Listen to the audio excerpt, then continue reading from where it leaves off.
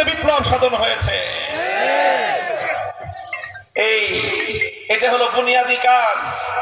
হে উম্মত, মনে রেখো, মুসলমান সমাজে যদি তোমরা বিপ্লব আনতে চাও, এই জাহিলি সমাজকে যদি পরিবর্তন করতে চাও, এই অন্ধকারে যদি আলো ফোটাতে চাও, আলো ছড়াতে চাও, সবচেয়ে বুনিয়াদী কাজ হলো মুসলিম এই সমাজে আল্লাহর কোরআনের তেলাওয়াতকে তোমরা ব্যাপকতা দান করো। মুসলমানদের প্রতিটি সন্তান কোরআনের তেলাওয়াত শিখতে হবে। মুসলমানদের ঘরগুলোতে আল্লাহর কোরআনের তেলাওয়াতের আওয়াজ গুঞ্জরণ হতে হবে। প্রত্যেকটি মুসলমান, নারী, শিশু, পুরুষ, আবাল, বৃদ্ধ, বনিতা, প্রতিটি মানুষকে আল্লাহর কোরআনের তেলাওয়াতের আওতায় আসতে হবে।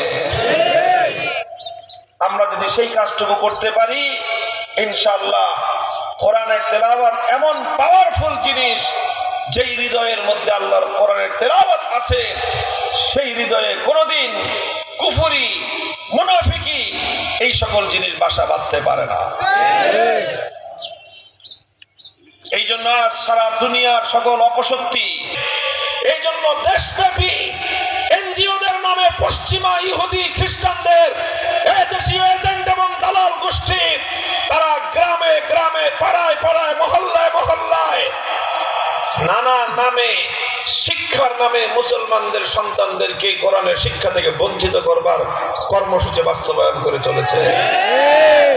মুসলমানদের জাতীয় শিক্ষা ব্যবস্থা, প্রাইমারি স্কুল, সব শিক্ষা আছে সেখানে। মুসলমানদের সন্তানদেরকে সব শেখানোর জন্য শিক্ষক নিয়োগ দেওয়া হয়। যুগের পর যুগ ধরে এদেশের আলেম সমাজ গলা ফাটায় চিৎকার করতেছে, মুসলমানের দেশ, মুসলমানের সন্তানরা এখানে কোরআন শিক্ষা গ্রহণ করবে।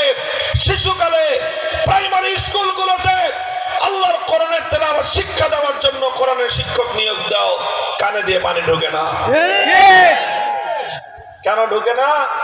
কারণ দেশটাকে যারা পরিচালনা করতেছে, নিয়ন্ত্রণ করতেছে, তারা মূলত এই দেশের মানুষের, জনগণের প্রতিনিধিত্ব করে না। তারা ওই সকল ইহুদি খ্রিস্টানদের এজেন্ডা বাস্তবায়ন করার জন্য তৎপর থাকে।